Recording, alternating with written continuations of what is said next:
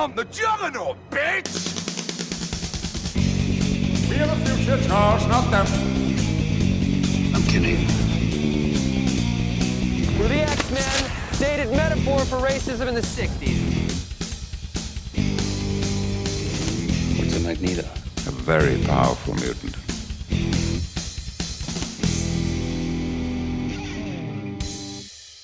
Hello everyone and welcome back to Enter the X-Verse, where we are going through every movie in the Fox X-Men universe.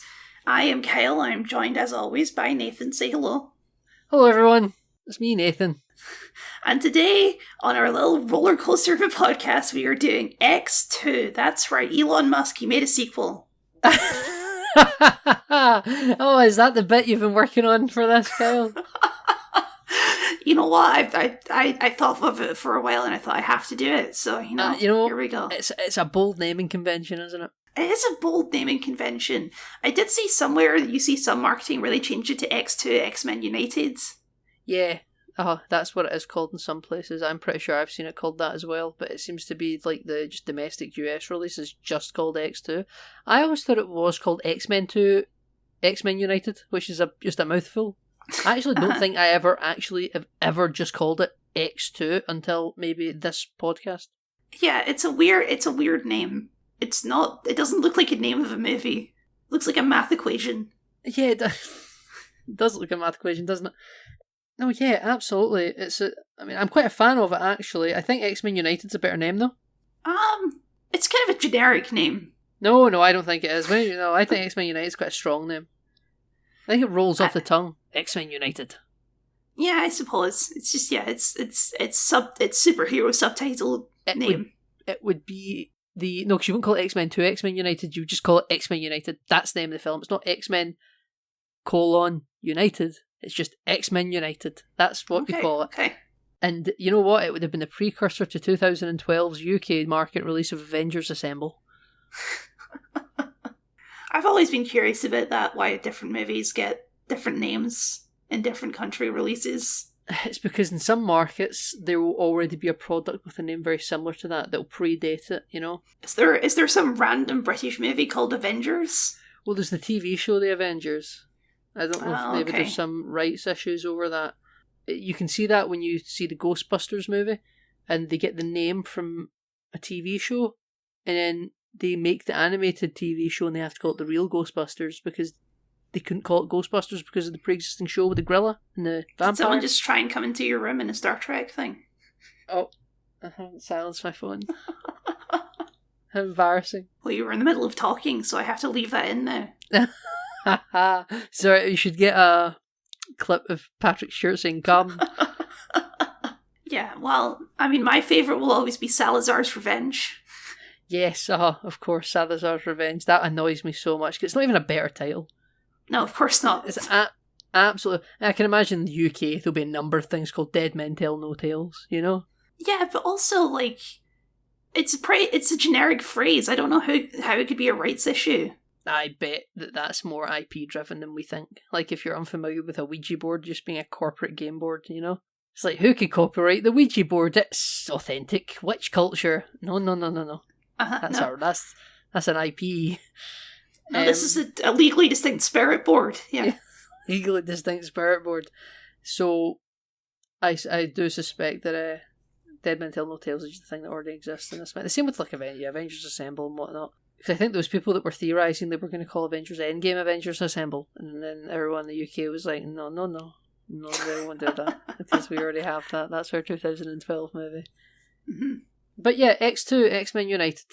Nathan, I think this is a really good movie. Hot take. I think X2 is a good movie. Yeah, that's a pretty spell. That's a roller coaster of a take there, Kyle. Yeah.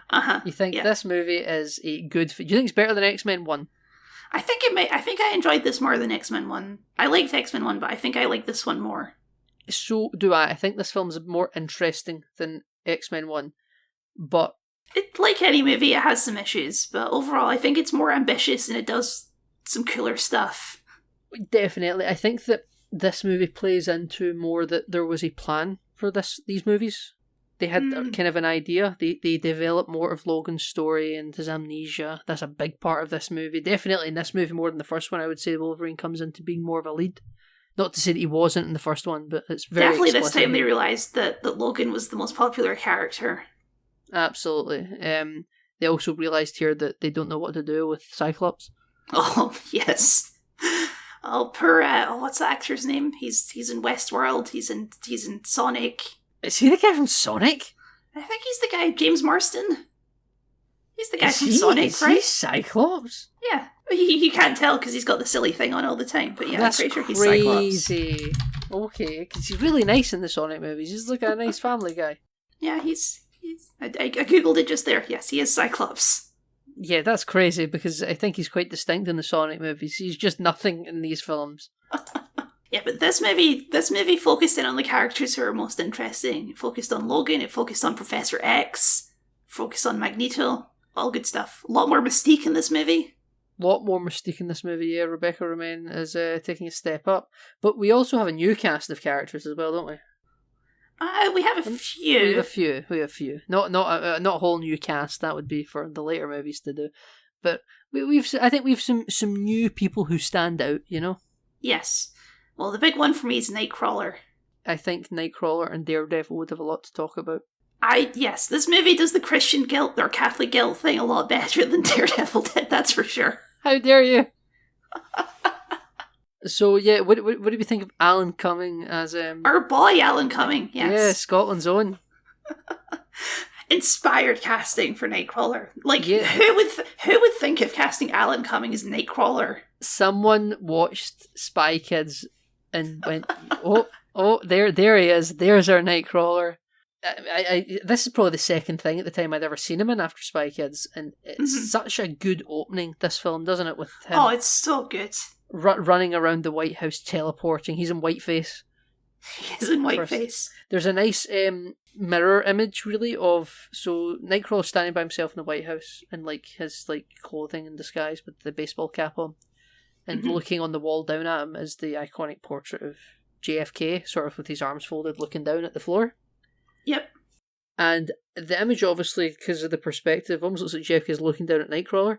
But Nightcrawler's also sort of standing there with his arms folded, with his head down, because he's trying not to be noticed. And it looks like he's doing the same thing JFK is doing, you know? And it's, you know, it's all about the air of civil rights and whatnot. Kyle, it's all very prescient. Yeah. It's almost like someone knew what they were doing when they were making this movie. Yeah, it's a nice feeling, isn't it? It is, yeah. Haha. Yeah, and they have like a classical music needle drop for this opening sequence. They do. It's got that religious the chanting that gives it that gravitas, you know. We love some gravitas in our movies, don't we? You know, Kyle, did we mention the X-Men theme in our last episode of X-Men? I don't think we did. Is it even featured in the first one? I think it is. Yeah, I think it's the same. It's a good theme. It is a good theme. It's a really... I hope we hear it again in future installments. Like, everyone loves the animated series intro theme and whatnot, and Kevin Feige certainly does, because... Yeah, that's the one they keep using in the MCU. It's the one they keep using in the MCU, and, you know, that's fine. I like that as well. But there's something about listening to this that gets me kind of, like, rah-rah, hyped up, like we're ready. Mm-hmm. You know, the horns sort of, it comes in waves, you know, da-da-da-da-da, and it builds and it builds and it builds, and it crescendos into the film, you know, through the animations of an early 2000s CGI intro, which these X-Men movies keep around for a while. Yeah, it's very early 2000s. It's like the opening of House. I guess, Kel, you could say it is like the opening of House. I would never have put Hugh Laurie in this episode, but yeah. You know me, I love my random TV show references. Absolutely you do, yeah. Yeah, I think in terms of like what the movie's doing, it's perfect because obviously it's a really cool action sequence with Nightcrawler, but it also showcases, mutants are extremely dangerous. There is a reason to be fearful of the mutant threat if you don't understand them. Like, he takes on, does the President's Guard have like a special name? They're not like the Royal Guard, but do they have like a special name? The Secret Service, I guess. That's the Secret Service, yeah, that's them. Yeah, they can't do crap against Nightcrawler. Nope, because he can just run around the room and teleport up to the corner and down from behind them. Yeah. Mm-hmm.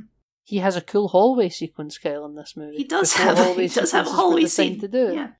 I've been watching Designated Survivor recently, so it's been fun to see two different incarnations of the White House.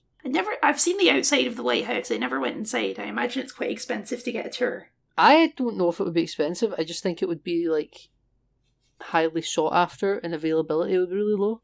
It's a thing we could easily Google, or people listening could easily Google. You know. Well, we're not going to take a White House tour anytime soon. It's fine. I would love to, though. I mean, if the opportunity came up, I wouldn't say no. Yeah, I don't want to see that establishment. Actually, come to think of it, I think tours of the Canadian Parliament building are free. You just need to make a reservation. Yeah, tours of the British Parliament building are free. It is America, though, so it might be paid. Yeah, and maybe it's free to go around Congress. White House maybe less so. It'd be like having free tours around Buckingham Palace. Well, after that, we get Logan in the Snow, I think. Yeah, we get some real bookending stuff right off the hit here. Yep. Logan in the snow in a very clear movie set with his tan and his popped open shirt. And his even spikier hair. So, I never included this in my notes, Kyle, but I looked at his hair when I first saw him in this movie as well, and I thought at first it looks a little bit more natural here. I'm not saying it's not styled, it's certainly styled, but it doesn't look as comical as it did in the first one. I don't know. I think it looks a little bit. I think it looks a little bit more loose around the edges, and it just looks a little bit more natural, even if the back, left, and right are clearly still horned. You know, I am glad they committed to it in these movies, though, the mutton chops. Oh yeah. I feel like whoever we get cast as Wolverine next, they're not going to do that. They're just going to give him a boring old beard, you know? I think they will commit to the mutton chops, but I think they will look more obvious. I feel. You think he'll have the actual like spikes on the mutton chops? I hope not. But I think they'll cast a shorter man, and the mutton chops will go like all the way down to like his chin, like his jawbone. It's got to be like the casting decision they're most worried about of everything they have left, right? I bet they are terrified. He's probably the most important character they haven't cast yet. Yeah, I mean, I would say like you've got your Magnetos and your Professor X's, but yeah. I of the people that move the most toys, Wolverine's probably up there.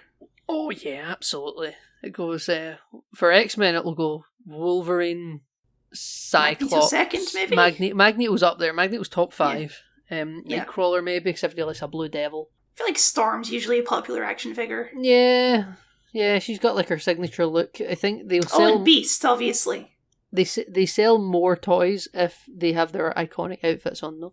Not the black leather. With all love to the black leather, I love the black leather. It doesn't sell toys. I mean, Storm's the only one who usually wears black leather, so... Yeah, she gets to keep it, yeah. With her cloak. With her, yes. Well, sometimes she has, like, those weird loops as capes that don't really make any sense. Yeah, it's a nice visual. It's sort of flapping the wind. You hold up your arms and the cloak comes up with it. Yeah, Storm has hidden her African accent to assimilate into American culture. So I was going to mention this, Kyle, right? I've got it here in my notes. And I actually don't really notice the accent in the first film. I would need to go back and listen to our X-Men podcast that we only done 2 weeks ago to see if I even really brought it up. Halle Berry doesn't really seem in the last one. I know it's definitely there, you're saying it's there, but I have not one memory of her in the first X-Men movie with an accent where I went, oh, what's this acting decision that you've decided to do, Halle Berry? And then watching this film here, where she's not got it on at all, like, I have no distinct memory. This is how she sounded in the first film to my mind's ear. Oh no, she definitely had an accent in the first movie. Yeah, I have no memory of it. It's completely deleted itself from my brain. This is how she's always sounded. I wonder if they thought that when they were making it. They're like, you can just put in your American voice, no one will notice. Mm-hmm. There's a lot of good scenes in this movie, though. That's because that's a scene in the Natural History Museum. Yes, Natural History Museum is a good part of this film. Yeah. It showcases X's powers to freeze everyone in place. Yep. And also we get some foreshadowing of Jean Grey's more powerful than she appears to be. Yeah, the Phoenix. The Phoenix. I'm sure that'll build up into something great, won't it, Nathan? Oh yes, typical fans of X-Men The Last Stand will know about how good this story's building to be. I'm sure they won't flub it twice. Nathan, why would you suggest such a thing? That's crazy talk. I don't know. I think I just need to be more positive. We get more Iceman in this movie.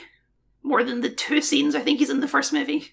Yes, I think I really like Iceman and Rogue in this franchise. I would say I think that they're both quite good characters, and I would like to see them have more to do, which I think is why I like them. Some of these movies as they go on, even if you could maybe argue the storytelling doesn't get back to X2 level, the character development I think is always quite important to see, because the actors get older and then they're allowed to do more stuff, you know. Yeah, they get to join the main X-Men team. Yeah, they started to get their X-Men flight jackets in this movie, didn't they? They did get the flight jackets. I like the flight jackets. I want one. You want one? Okay. All the X-Men stuff's quite subtle in this movie, isn't it? The jackets didn't scream, "I'm an X-Man," you know? No, they just had the little logo on the shoulder, I think. Little logo on the shoulder, and they were like a kind of grey-blue. Mm-hmm. Yeah, no, it's good. Yeah. So when Logan's walking around in the snow, Kyle. Logan's walking around in the snow. He sees a wolf. It's very symbolic, because he's a lone wolf. Very symbolic, a lone wolf. And then they do a horror-like crossfade of Wolverine's face onto a stuffed wolf in the museum. Uh-huh. It's like an Animorphs animation. Yeah, it's quite disturbing, actually, because they're both looking in different directions. It's almost like it's breaking the 180-degree rule or something. Oh no, it would be keeping in line with it, because they're looking 2 different ways. But it's the same camera shot, so it's a weird fade. It's like their noses are sort of falling left and right of each other. And then yeah, that's where we get to see powers on display. We get a new character, Kyle. We get Pyro, who's messing around. Yeah, we get Deadpool and Wolverine's own Pyro. Deadpool and Wolverine's own Pyro. Yeah, I'm sure when he showed up in the trailer for Deadpool and Wolverine, everyone went, "Who's that guy? I haven't seen X2 since 2003." Like, has he been in these before? He looks kind of familiar, I guess. I didn't notice him at all. It was people on Twitter were like, "Hey, it's Pyro," and I was like, "Oh, I guess it's Pyro." I recognize. No, I didn't notice him. I recognise Lady Deathstrike. I didn't recognise him. Yeah, that is I'm exactly the same. But yeah, no, I think he's quite good in this movie. It's kind of like the inverse of Iceman, which makes sense because he's the fire guy. It's very quite a few subjects of discussion in this movie. Quite on the nose. It's quite on the nose, sure. Quite on the nose. It's good Iceman and bad Iceman, but he's got fire, you know? It is quite Disney, yeah. But to be fair, that's the comics, right? So you can't really judge them for doing that. Oh, yeah. So him and Rogue's main arc in this movie is they want to kiss because they're dating, but they can't kiss because Rogue will kill him. And I just feel like... He never watched X-Men 1? He never watched X-Men 1. Also, Bobby, you're kind of a dumbass here.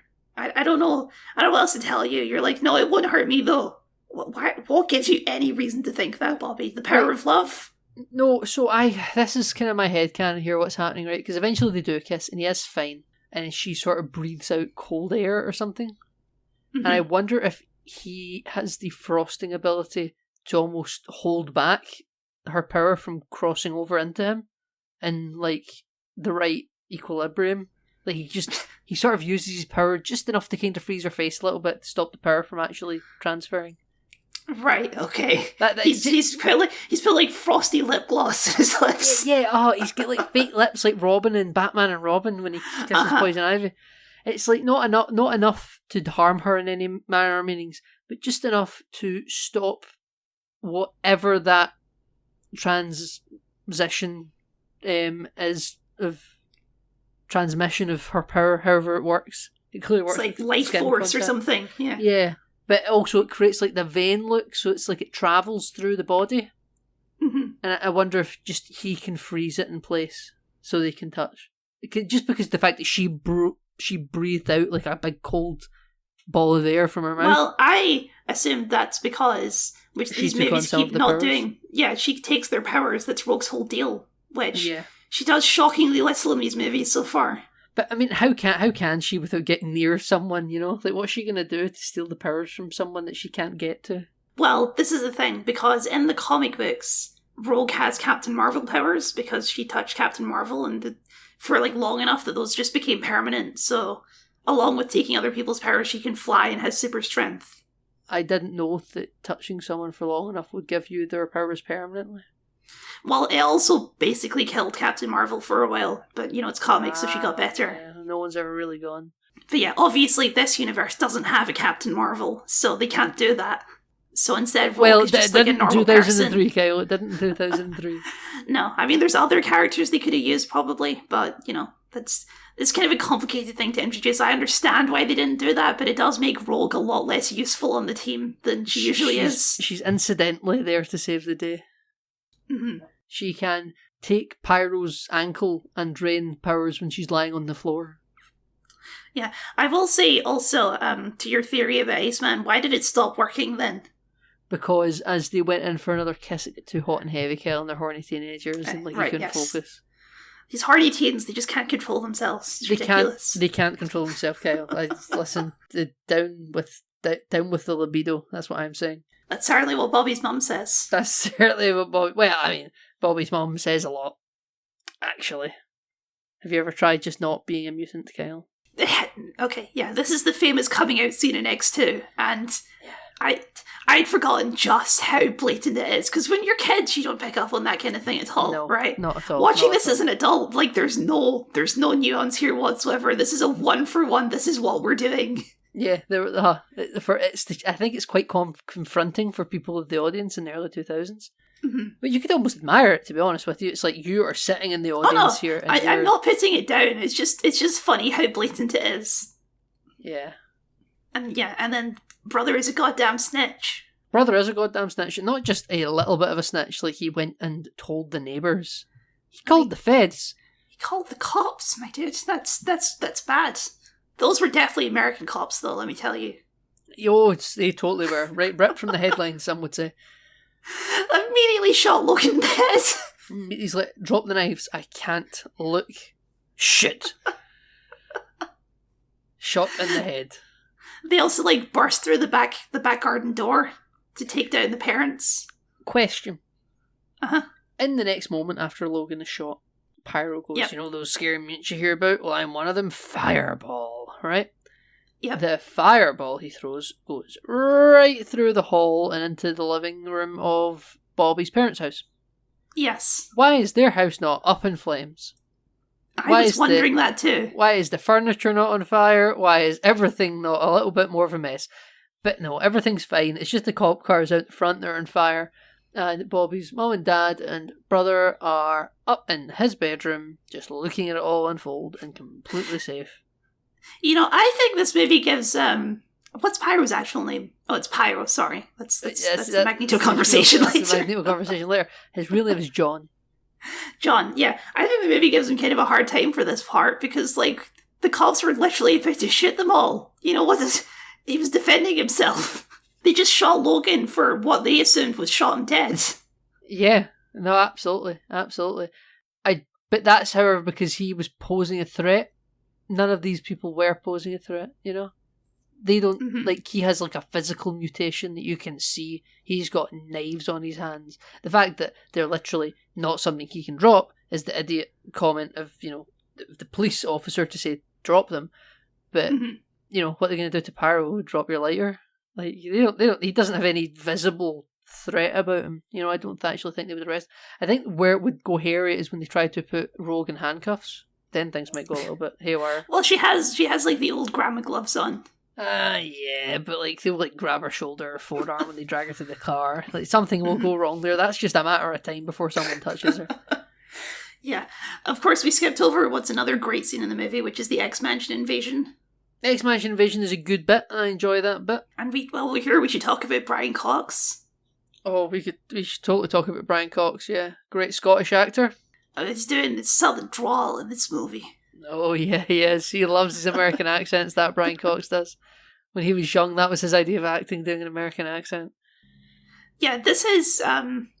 Okay, so William Stryker in the comics is usually not a military guy. He's more of he's a Bible-bashing preacher type. And this is a military scientist. Yeah, they basically combined him with some other characters to sort of merge things together with the Wolverine backstory. That's fine, whatever. Yeah, got to smash this together to move. Yeah, that's just efficient writing. Yeah. But he is so good in this movie. He's such a menacing villain.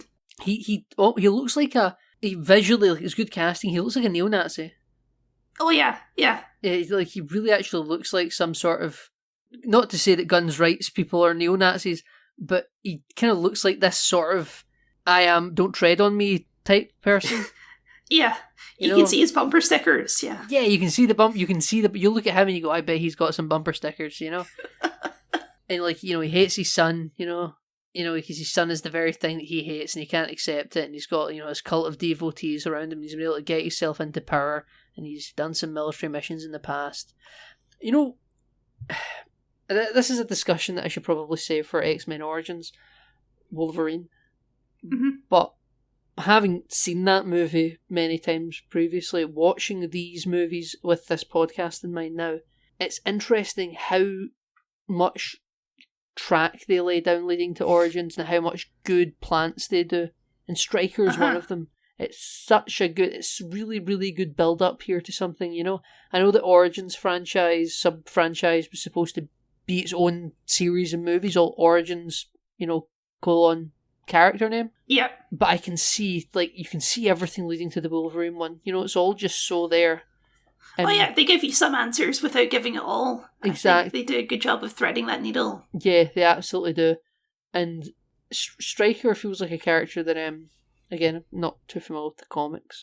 You could see if he weren't to have died here, for him to be the character that creates the Sentinels in the future movies, you know? Yes. Someone who's just... I can't remember who creates the Sentinels. I think it's Peter Dinklage's character, isn't it? Yeah, but wait until you see who it is in the next film. Yeah. Well, okay.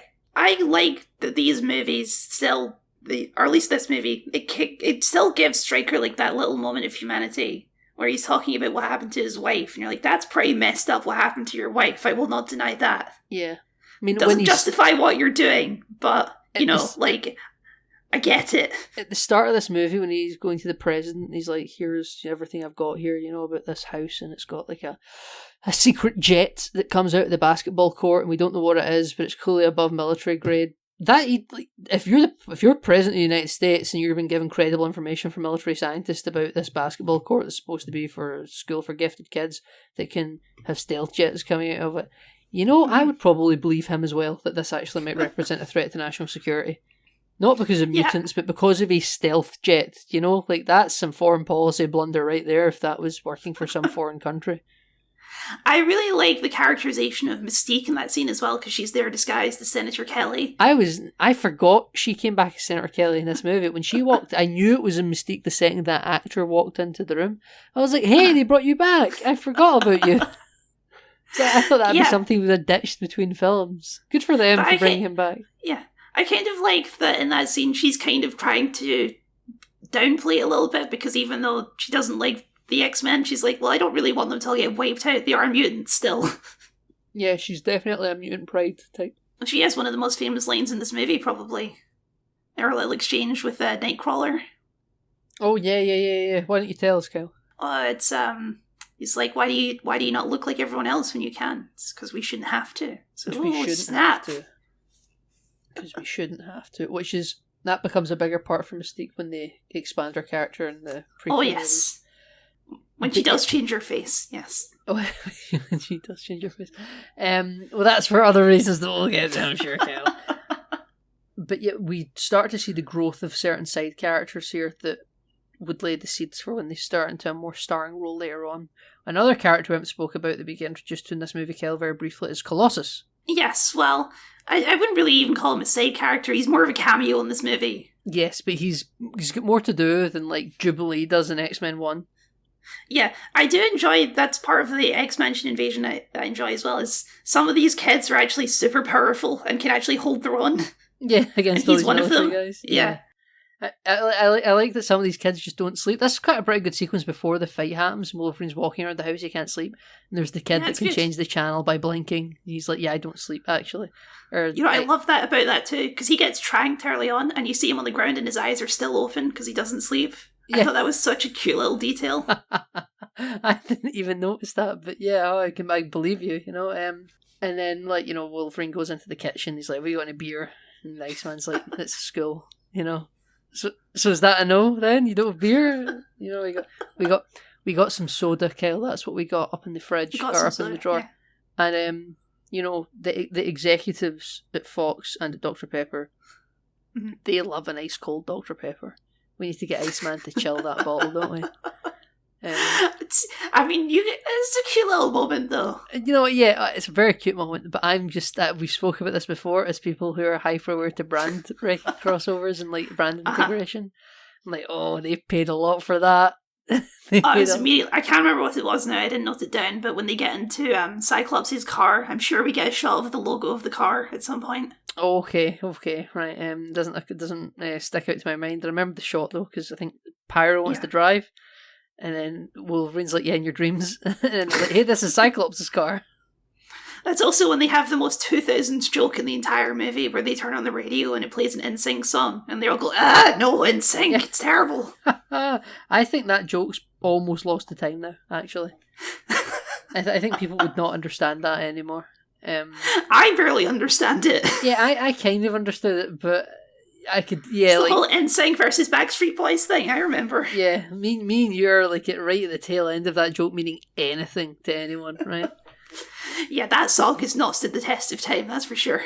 Oh, no, I kind of liked hearing it though. I was like, hey, I haven't heard that in a while, you know? Oh, we get a cameo of Hank McCoy on the news. We do get a cameo of Hank McCoy in the news, and my note here is, hey, that's not Kelsey Grammer.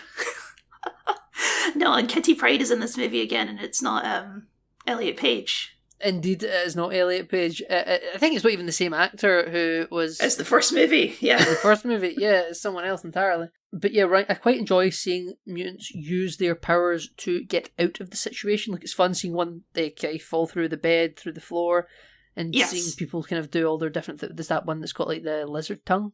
Yes. Uh-huh. There's the one who's a banshee. There's one who's the banshee that just screams and puts them all on the floor. It's just all interesting power sets, and it's fun seeing the mutants showcase them all, even if it's only for one shot, you know? And they've got their little escape tunnel. It's like the Underground Railroad, Kyle. That's where we're going here. And I do like that scene with Wolverine having the confrontation with Stryker in the house. And Stryker knows who Wolverine is, and Wolverine's confused about the whole thing. And he just he's maybe about to get answers. Iceman freezes the wall. Yes. Well, he makes a big wall of ice. Yeah, There's that big sheet of ice that appears between the two of them. And they're like, you know, they you can see their shadows through the ice, and they touch their hands on the ice wall together. You know? Yeah, it's very romantic. Yeah. Very romantic, yeah. I do find the, you know, Wolverine riddled with amnesia and someone providing the answers also being a horrible person is just quite interesting, you know, I want to see it. I think in this movie, Wolverine feels like more of a developed character than he did in the first one. Yes, I agree. I think Hugh Jackman's gotten into it here, you know? When he shows up at the house and he's like, hey, nice to see you, he doesn't feel so much like an outcast anymore. He does feel like a loner, but not an outcast, you know? Like, he knows that he's got this place to come back to if he wants. Yeah. He's accepted being part of the X-Men now. Yeah, he's accepted it, exactly, but he still isn't afraid to sort of go off in solo range, you know? Yeah, unfortunately that comes along with them continuing the Logan Jean Grey relationship, which I still don't like. It's completely taken a 180, Kyle. Yeah, I mean, it's different now because, like, Jean Grey's into it this time. Jean Grey's into it. That doesn't make it better, really. It just makes it different. Jean Grey's into it, and in the first scene when they see each other, it almost is like Logan isn't, because she comes down the stairs and she's like, hey, Logan, and he looks up and he goes, hey, Jean, and that's it. That's it, you know? She's interested, clearly, you know? And he's just like, oh, hello there. And then Scott comes down. Scott's just an ass. Scott's not changed at all. It's just, I don't understand why they felt like they needed a love triangle in the movie. For mums. Okay. For mums. Okay. For mums. That's it. You know, I've got no rhyme or reason to it. I guess it's barely even a love triangle because Cyclops is missing for 90% of this movie. It's weird because she's officially with Cyclops. She's married to Cyclops, I think. So she's officially with Cyclops, but he's just not around.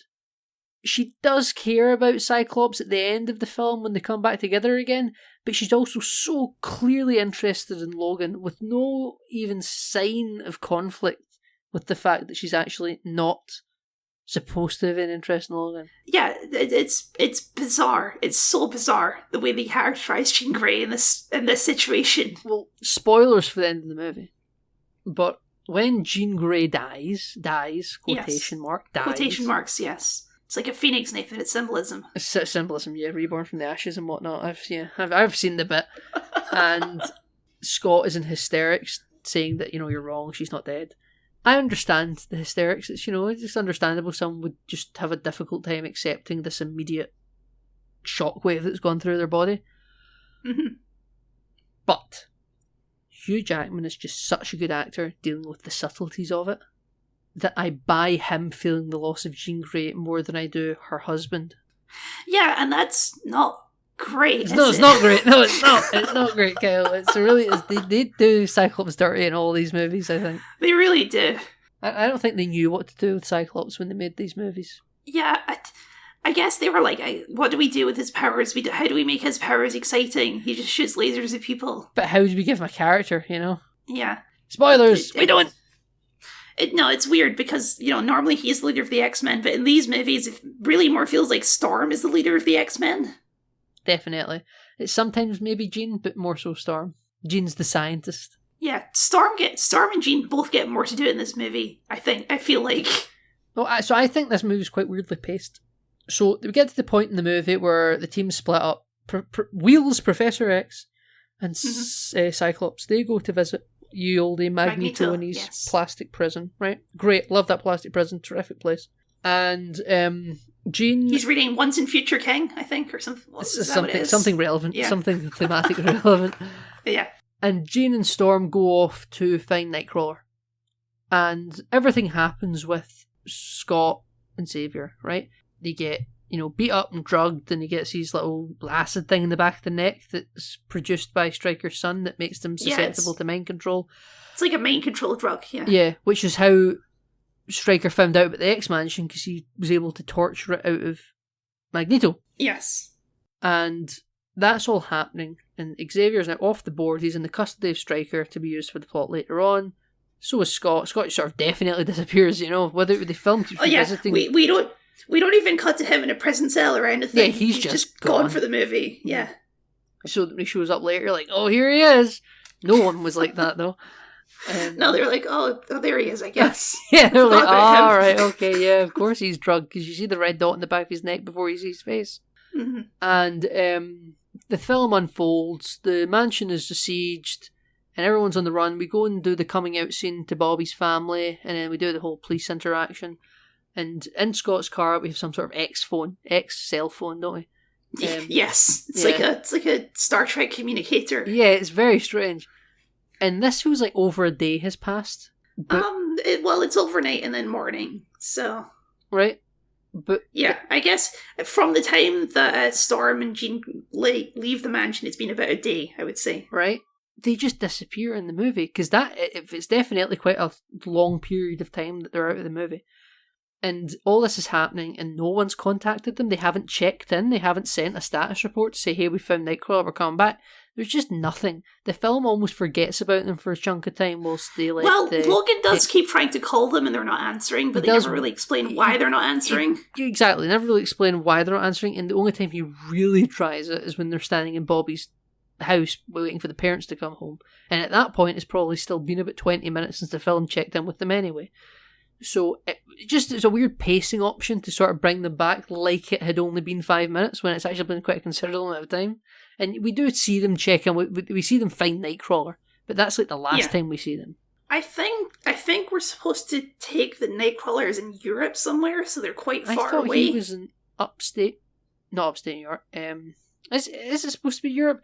I know he's a European voice, but I mean, it looks like he's in like a big grandiose cathedral. I don't think you get many of those in the States. On the Cerebral map, I thought it was somewhere on the east coast of the US. Maybe I'm misremembering it. It looked to me like he was in some big European cathedral. I actually can't remember any exterior shots of the place he was in. He was in some sort of church again, thematically relevant to the even the interior, it's big and it's ornate and stuff. I thought it was just the inside of a church. To be honest, Kyle, I never noticed it being some sort of grand cathedral. But I mean, listen, I am, ladies and gentlemen, it took me 2 sessions to watch this movie because of poor timing choices. So some parts of the film are a little bit scattered in my brain.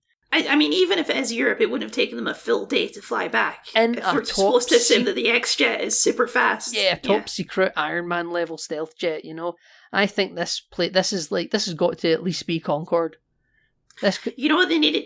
We needed just like a little insert shot where they're flying back to the X-Mansion and they see like there's like soldiers patrolling the area and like, oh shit, we can't land. There's soldiers there. Where's everyone? We just need that, and that'll fix your plot hole right there. That'll fix the plot. It's not even a plot hole. I just think it's weird pacing. But that thing there that you mentioned, it's crazy in films how little inserts like that can do a lot to help your pacing, because it sort of orientates where your characters are at certain beats. You know, it just maybe at the time they thought it wasn't essential, but it stuck out to me watching this, and I felt the need to bring it up. But yeah, so where are we now? You picked the wrong house, bub. Wolverine says bub a couple times in this movie. He does say bub, which is good. He should say it. It's not a thing any human actually says, but Wolverine says it, goddammit. Wolverine says it, and that's what we're going to allow him to do. That Canadian hero. It's not like okay, I've lived in Canada. I've lived in Canada for a long time now. I've never heard a single person say bub. You fucking immigrant, Kyle. Do you know the country you stay in? I've never heard anyone say a bub. I've never heard anyone say a boot. It's all nonsense. We say a boot. That's what we say. That's our thing. We're a boot. What's a boot? We're a boot. This is our word. It's a Scottish phrase. We'll take it to our graves. You know, it's another great sequence in this movie. There's a lot of really great people using their power sequences in this movie. Magneto escaping from prison. Magneto escaping from prison is a very good point in this film. Big fan of that moment, actually. I enjoy the twist of it because you see there's build up to this, right? Because Mystique's trying to break him out. So she goes undercover to try and find where he's being held prisoner. She figures out which guard is the asshole guard who brings him his food. Yes. And you think, oh, she's going to take this guy out and take his place, right? That's going to be her plan. Thing. Yeah. That's her obvious plan, but no, she trusts in her boss more than that. So instead she like injects him full of iron. Yeah, like his blood iron levels are too high. Yeah. Yes. So I'd actually forgotten about this. I thought it was just that guy got unlucky that day, but no, it is part of the plan. Yeah, well, sometime he had too much iron in his body randomly after getting beat up at a bar by a woman. And yeah, he'd eaten too much oranges or something. Too much oranges, and Magneto could smell it, and he was like, citrus. But no, yeah, it was intentional. He had too much iron in his blood. Yeah, so it's quite gruesome seeing it all, just because it just comes out in little dots. Like, it doesn't visually actually look like it. There's no, stab wounds in him. It's like a powder. Yeah. Yeah, and then it summons into 3 metal orbs, and then one turns into like a flat disc to let him stand on. Yes. I don't know how the volume of all this metal sort of works out from little 3 balls to actually one being quite a big disc, but it's fine, it's whatever. No, and he stands I love the way he uses his powers, which is the coolest way to use any powers, which is just not react at all and just let it all happen around you. Yeah, don't raise your hand and force it. Just stand with your arms folded while the balls rotate around you and the disc moves towards the exit. Mm-hmm. Did he do the thing that he did in the first movie where he exposes his teeth and it looks like a vampire as he's coming towards the exit? I don't think so. I thought that. I'm sure that's what I thought he did when he was standing on the disc. And there's the side-on shot of him. I mean, it looks perfectly fine. He's like solid faced. But then there's a shot from like the other side of the door that he's approaching to get out, and I could swear he's standing there with like the grimace of a face with the teeth, like how he is in the first movie where he's standing in the power beam machine that sends out the shockwave. It's a very funny look. It's very brief. He's still killing it in this movie, by the way. He's still what? Ian McKellen's still killing it in this movie. Oh, yeah, he is. Yeah, he is. He's got his great one-liners. I love that we do some, like, Magneto switching side stuff. Because, he's not always on the bad guy side. He's on the side of mutants, whatever that may mean. It is nice. It's nice seeing him on the protagonist's page. I enjoy that, like, as soon as Professor X is gone, he immediately basically takes charge of the X-Men. Yeah, he's like, this is actually my team now. Yeah, it's like, yeah, Logan, your plan's shit. We're going to do my plan.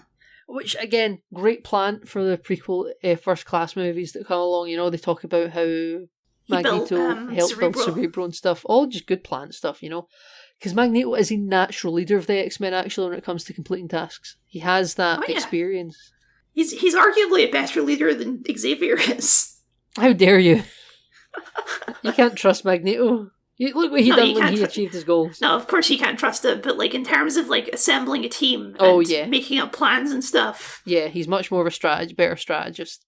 Which leads us to when we're back at the dam, Kale, and everything's going awry. Because Logan didn't realise that the secret base would probably be underground. Yeah, the dam's all well and good, and there's some ruins there when he's standing there tanned with his button-down shirt. There's actually an underground base, which he didn't sense. And he doesn't have any like special senses, I guess. He has super hearing.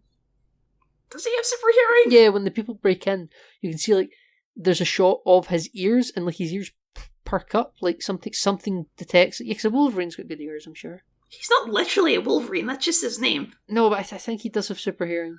Like I assumed that was just sort of his advanced soldier senses. Because he can smell stuff as well. They kind of treat him quite animalistic in these movies. I guess, okay. He's got the sense. He can smell things, and he can have hear. Yeah, definitely, not a doubt in my mind. He's got good hearing. He didn't hear anyone down below. I guess Snow's quite a good insulator in the right thick moments. walls. Yeah, thick stone walls. This is a real Chekhov's dam, isn't it? Oh, as soon as you see that thing, you're like, that thing's going to collapse. That thing's going. That's our third act, baby. This is going places. The question is, how are we going to get it to collapse? And the answer is Jean Grey, I think. Yeah, the Phoenix, Kyle. The Phoenix! We are laying groundwork for X3. We are, and that's good, because it gives Jean Grey a lot more to do in this movie than the basically nothing she had to do in the first movie. Yeah, we actually see her use her telekinesis in some real manner. The team will split up when they're underground, and Jean goes with Magneto and Mystique, because she's powerful enough to hold them if she needs, she doesn't need anyone to back her up. And Scott appears, with his little acid mark in the back of his head, so we, the audience, know he's been compromised. And she just, pushes Magneto and Mystique out of the way, and the laser sort of divides everyone. And when Magneto and Mystique are lying on the floor, Magneto's like, "Come, my dear, this is one lover's quarrel that we can't interfere in." Which is quite...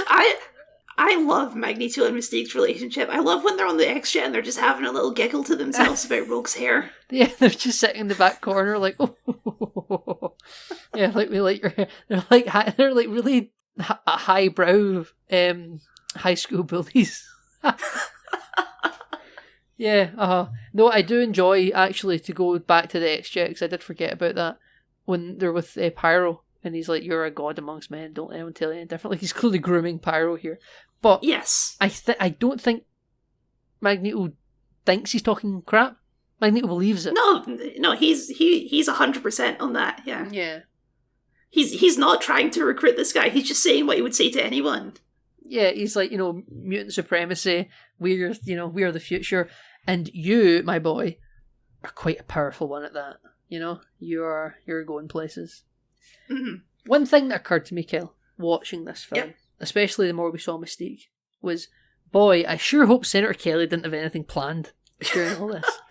I hope he didn't have any talks at any schools, dinner with a family member, or like a crucial vote on a healthcare bill or something. With her posing as Kelly, he's become like a mutant rights activist, hasn't he? Yeah, basically. Like, I hope there isn't a bill coming up that he's just abstaining from. Is like the Senate in recess. His wife is sitting at the restaurant on date night. Like, he's late again. God damn it! So he's always ever since he said that he wanted to not be for mutant registration, he's become so flimsy. At least back when he was a political lunatic, he was caring to the family. Nathan, that's a good point. Just the little things. It's the little things, Kel. It's the little things. You know what? I think the whole secret base infiltration, it's very efficiently written. Every character has something they need to do there, right? Storm and Nightcrawler saving the children. Yep. Logan, he's off to find his backstory. Yeah, he's off to find more pipe work for the prequel movie. Magneto and Mystique, they're off to rescue Professor X. Charles. Jean Grey gets to rescue Cyclops. Yep, absolutely. Everyone has a bit to do. But even the kids in the plane end up saving the day in the end. Kind of. Kind of, maybe, if you squint at it a bit. Their contracts, they weren't getting paid enough to do much more, so they get ran out of the movie for 20 minutes. Mm-hmm. Even though they have their own X-Men uniforms at the end. Yeah, they do. Absolutely do. The X-Jet just has a replicator on board.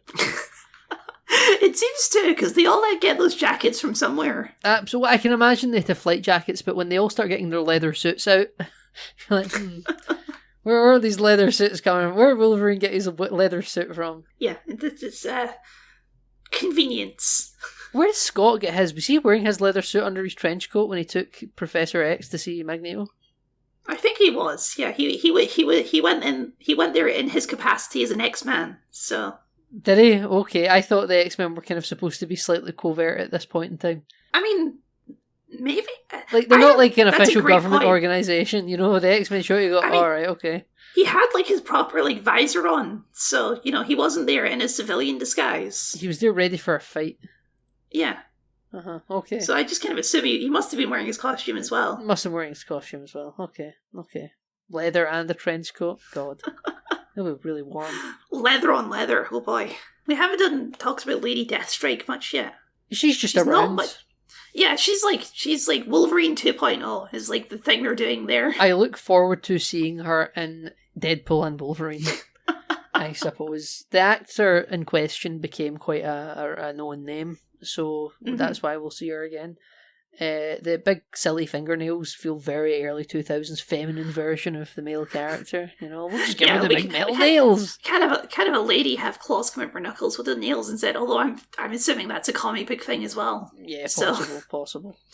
But that fight is pretty good though. Pretty good. I like the ending. It's quite smart. So like, well, we can't probably kill each other, presuming she has the same health regenerative skills that Wolverine has. So we'll drown her, and we'll inject her with adamantium that's molten, and it'll harden. And I quite like when she's like under the cage, floating to the bottom of the little pool. You hear like the metal inside her just clink. The donk. Yeah. It's quite brutal, actually. Very. Yeah, it's quite a good fight though. It's a good fight because it feels brittle despite still being very clearly PG-13. Like there's not a lot of like blood and gore everywhere, but it feels quite visceral even then. Yeah, I mean there's a line that Stryker has about, you know, if you can harness adamantium, if you can somehow process it, you can't let it solidify because it's indestructible. Yeah, I wonder if that's I had a question about that. Adamantium is naturally occurring as molten. Like maybe it's found at the Earth's core or a volcano. That would make sense because I did have a question of like, how do you melt it in the first place if you can't melt it? That doesn't make any sense. I think maybe it's just naturally melted and you just can't let it solidify. You can't cool it. And if you cool it, you're in trouble. Mm-hmm. And yeah, and the end of that fight is a little bit sad because you see her like her mind control fade just at the last second. You're like, oh yeah, she was under mind control. This wasn't her decision. I never took that.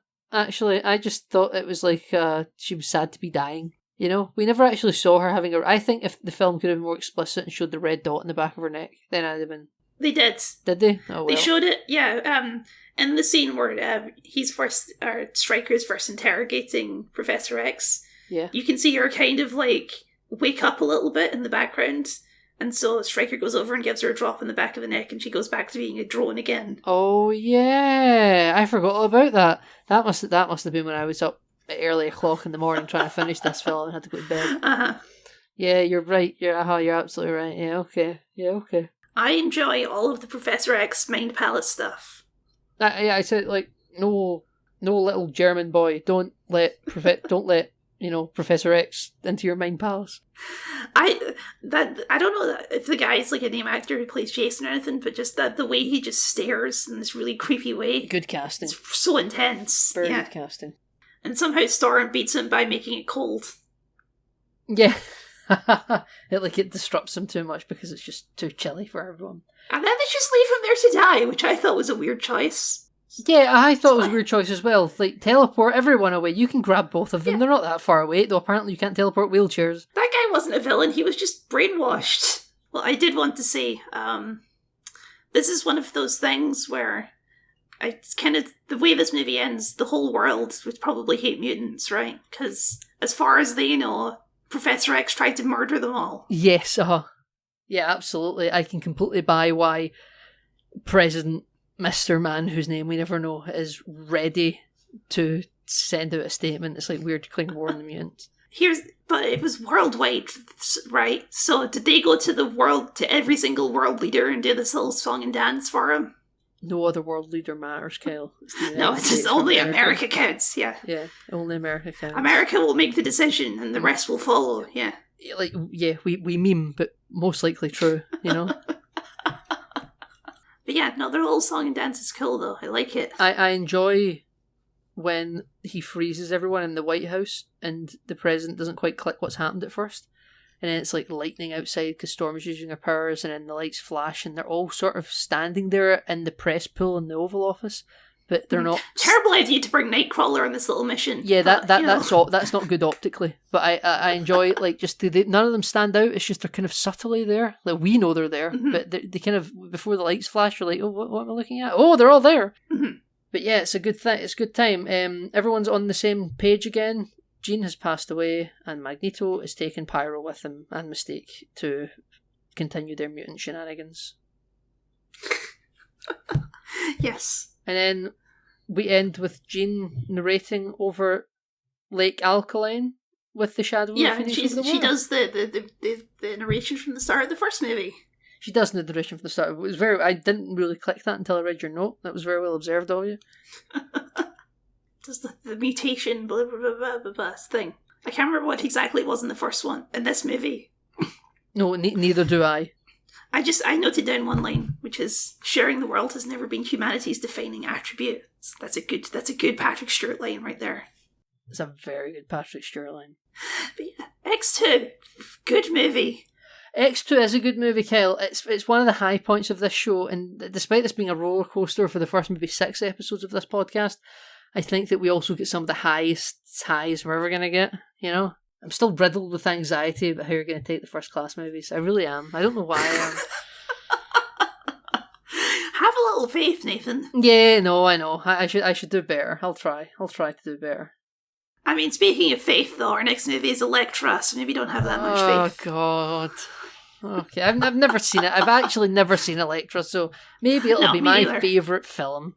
It seems unlikely, because considering it's often cited as the reason we never got female-led superhero movies for 20 years. Okay, you're known for controversial takes and breaking the mold, you know, so... So I will come back next week and be the number one Elektra fan. This will be your Birds of Prey. Other people like Birds of Prey, okay? Other people probably like Elektra. I think that's less true. Okay, Kyle. Yeah, okay, whatever you say, crazy person. Alright, Nathan, where can people find you on the internet? As always, you can all find me online at Nathan Tinney, where all good social media platforms are hosted. Instagram, Threads, Twitter, Mastodon, Blue Sky. Have a great fun there, having the best of times. On Mastodon? I've never actually used Mastodon, to be honest. Yeah, I use it a couple times. You also find me in Kyle's comment section. Kyle, where can we find you online? Well, you can find my comment sections and the video they're attached to at Kyle the Scott on YouTube, where I do video essays and game critiques. And I have all the other social medias as well, I just don't use them very much. And thank you very much to you for listening. Everyone can listen to our backlog now. Everyone can listen to our backlog. Good catch, Nathan. Catch, yeah, I knew. You can listen to us go through all of the Snyderverse. All the Snyderverse, and now we're building up our X-Men catalogue slowly but surely. Slowly but surely, continuing next week with Elektra.